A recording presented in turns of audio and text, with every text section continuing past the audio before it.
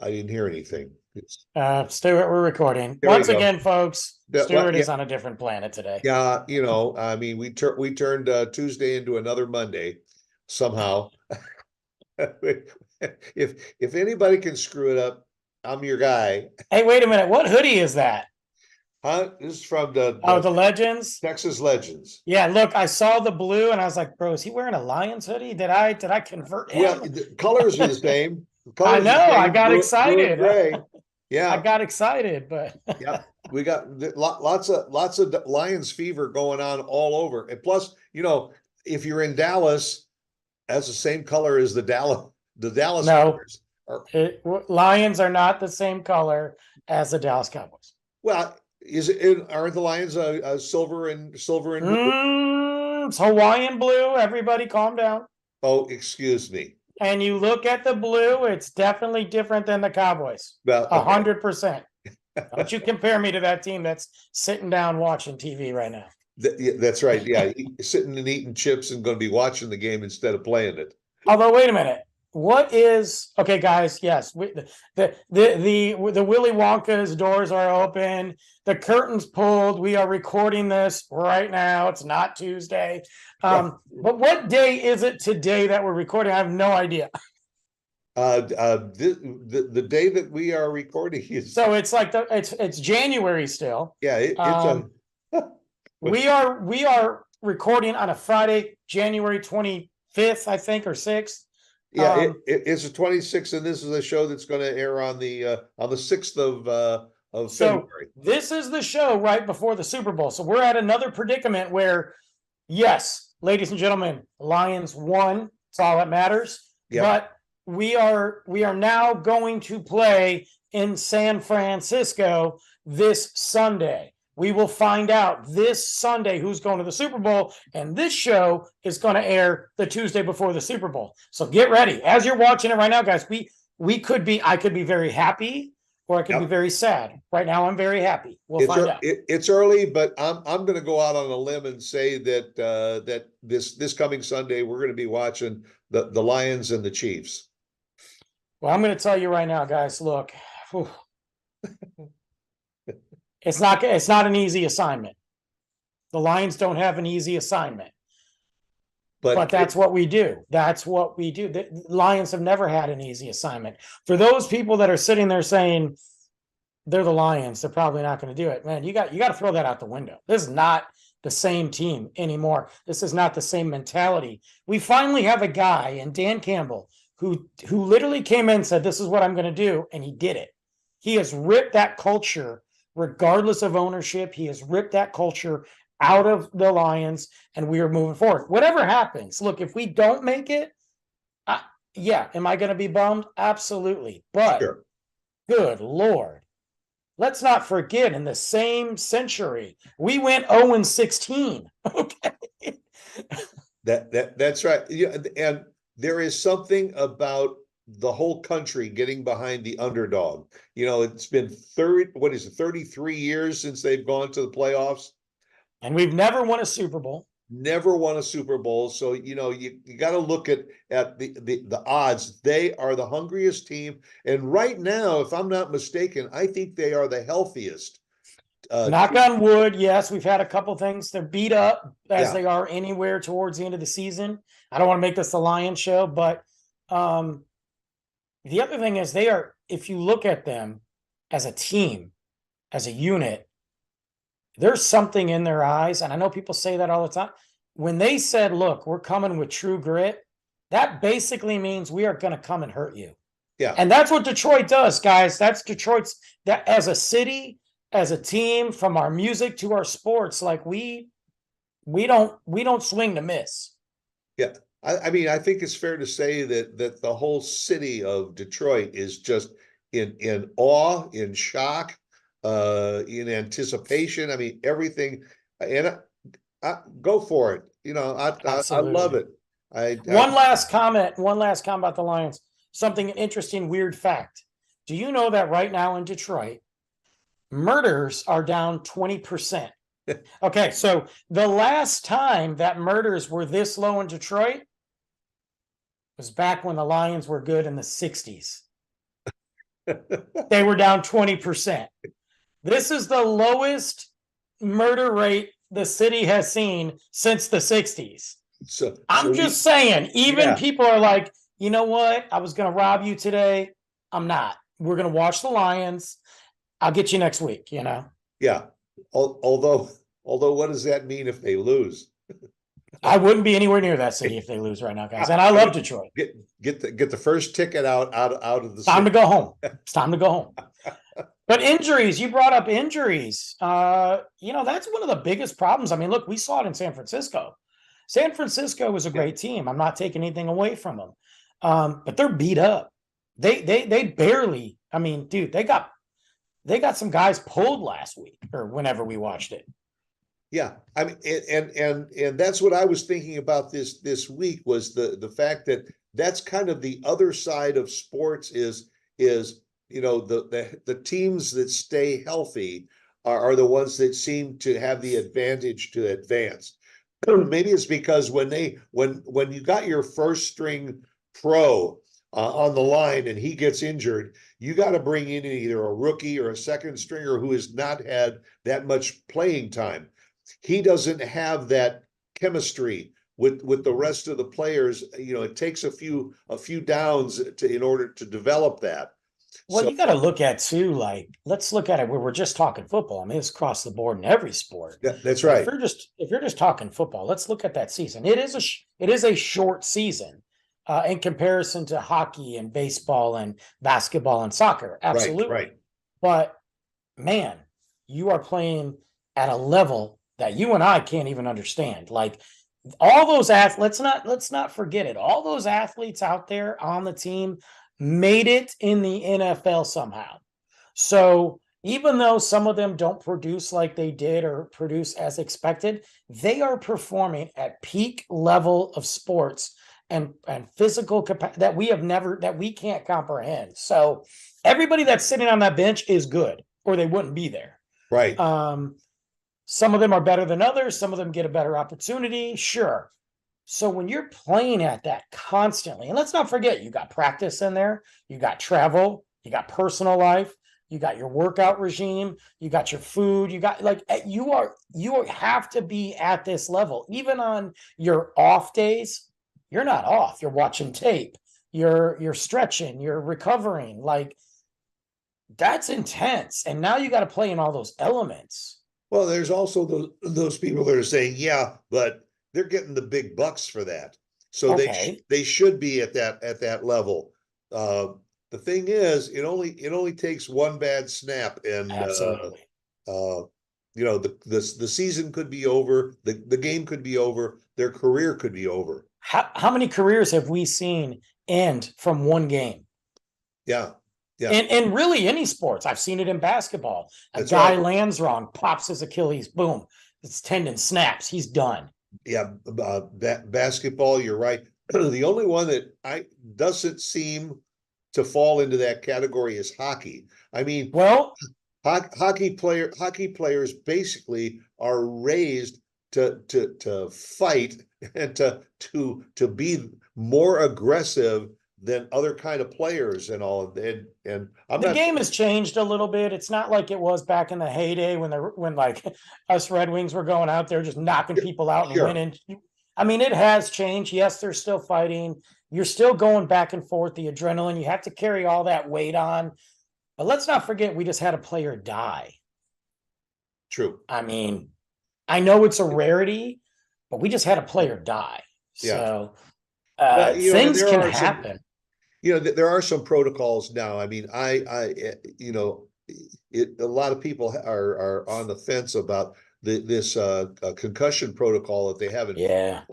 And I thoroughly endorse the fact that if a guy is in a head-on collision on the field, you get him off the field and you go reassess him and find out what's going on. And I mean, I know that he doesn't see it. He wants to go back into the game, but you got to do that. And they're starting to do that with a lot of high sticking calls in hockey. Absolutely. Certainly, even in baseball, which is really a not as intense a sport. Sure. With pitchers hitting batters. it's sometimes, it's questionable whether it was intentional or an accident, but what we've seen off the field has become more governed than it ever was. And at first you say, God, let the guy play, why is there another timeout for medical? I agree. You gotta do it. Gotta do It's it. also too, like, I hate to be this cold, callous person, but when you're talking NFL particular, it's also a business. So it's not very smart business decision to have your player, to have one of the players that maybe draws a lot of people in the seats, Yep. to have your player get injured and you shove them back out there very fast. Yeah, you want a championship, but if you screw something up, that guy's off the team. Maybe you don't sell that merch. Maybe you don't sell tickets. Maybe you don't, you know what I mean? I'm just saying from a business perspective, Yeah, well, and that's why I mentioned earlier, when they take a guy off of the field for some kind of an injury and they take him into that tent, you kind of wonder what's going on in there. Is the trainer in there wrapping up that broken or strained ankle? Or I remember, what was it, a year or two ago, Mahomes broke his thumb or something during the game, refused to come out of the game, just came out briefly. Tape it up. I mean, give me an injection for the pain or whatever, and let me get. What are you going to do with the thumb anyway? You can't do anything, Yeah, So you're like, let me just. I mean, like that, I understand, and he's an adult. He can make his decisions.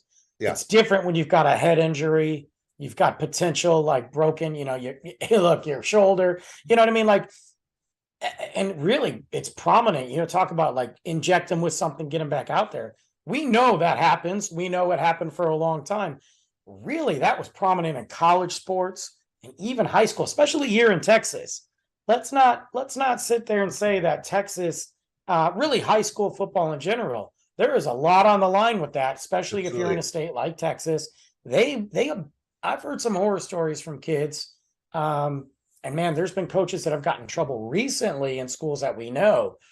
For just, hey, I'm going to shoot him up with a needle. I go back to the movie Varsity Blues, man. Varsity Blues, great movie, based on true stuff in Texas. Look at what they were doing, man. That coach was injecting him. He was getting like just putting him back out there. He was snapping it. I mean, just awful. And yeah, you wonder sometimes, like, what are the long-term effects? And we see guys that were played during that era, like a Barry Sanders who played during that era where the NFL was a little lackadaisical and the whole concussion thing really wasn't a big thing back then. I mean, it was around, but they didn't do the research and understand it like they do now. And Barry Sanders talks about some of the stuff he saw. He is lucky to have had minimal injuries, got out living his best life, Well, those were the days where helmets were just basic. They were not padded the way they are today. They're not invented for impact head to head. No. Looking back in the day when football first started, those helmets, oh my God, it's just this leather, leather heads, man, Yeah, that was it. You wondered really what was the purpose of them, because it wasn't to protect them from head-to-head combat or injuries. It was just really kind of to keep their head clean. There's the illusion of safety, much like the flotation, like the shoulder pads. Yeah, it's much like the flotation device on an airplane. It's illusion of safety. Right. You're gonna die. You're gonna die. You might be a Netflix movie where you end up having to eat your best friend, or you could survive, and the 1%, 2% chance, but most likely you're dead. So your dead body will be floating so they can find you. If a shark doesn't eat all or half. This is why I hate flying. Absolutely hate flying. Hate driving, hate flying. I just want to get there. It's 2024. I'm not understanding why I can't push a button, walk through a portal, and be somewhere. Yeah. Hey, when was the last time you ever heard of a guy being injured in golf? Well, they're pretty old. So, I mean, let's not forget Tiger Woods. Wait a minute now. Tiger Woods, and I'm not talking about but he got injured in a car accident. No. I'm talking about his golf injury. It's very similar to, trigger finger, if you think about it, which I have. I know a lot of police officers get that. Mine's from bartending. So, true story though. Yeah. This thumb right here is garbage. When I get old, I'll probably get arthritis in it and not be able to use it. But it actually, like, even right now, it hurts. It hurts daily. Sometimes when I go to pick up heavy things, it just pops out. It goes numb. I can't use it. Yeah, so maybe a surgery, but I'm kind of just riding it out. So can't you get some type of compensation for that? Yeah, I'm sure the bars that I've worked at for the last, prior to me retiring from compensation is have a couple of stiff drinks and get back. Half the bars are closed now, and the other half are just out there barely hanging. But it is this one. I'm right-handed, popping bottles, shaking drinks. I mean, and it's all right through here. And I'm not gonna lie to you, it hurts. Those bars are closed now because they can't find anybody with good thumbs. Yeah. But Tiger Woods got injured, man. He got injured during it. And then you laugh. Tennis players get injured all the time. Yeah. Yeah. Well, I mean, that to me makes more, because it's a side to side motion. Yeah, and you're doing and you tweak your back out, Yeah. Look, man, in all fairness, some days you just get up and I played soccer with Luke and I coach, I coach his team, and we're debating if I'm going to coach it again this spring. He's basically telling me he wants another coach. I think the biggest challenge with coaching his team the last couple of times was he started young. I mean, he was like 3.5, 4 years old, Yeah. Now he's older. He didn't understand why I had to pay attention to the other kids, Now he's like, I want a different coach, but we can still practice together and I want you to be there. I'm okay with that. Yeah. But I see some of these injuries just doing that, man. I was running up and down the field to these little kids and I was like, I've just hurt my knee. Hold on. But I watched the little kids, and mind you, when Luke started, it was very much fun. You were just hoping that the kids could kick the ball once and, maybe not eat a lot of grass. That was the thing. You got one kid over here who thought he was a butterfly. So I don't know. We're all going this way. This kid's going around flapping his wings. I'm like, yeah, well. And all they really cared about was the pizza and the soft drinks after the game anyway. Yeah. Now, Luke, being the competitive little spunky kid that he is, when I first started coaching him, man, I remember him getting like 3 goals, running back. And I was like, yeah. And he was legit. He was looking at kids that were walking around like, yeah, what are they doing, Dad? And the other parents are saying, "Hey, what about my kid? How come Navarro? He's over there. He's scoring all the goals. Give these other." I was like, "Well, your kid sucks. Okay, your kid might just be better off playing soccer on the Nintendo Wii." Okay, right. Just saying. He's not maybe he's funny. Maybe he's a comedian. I don't know.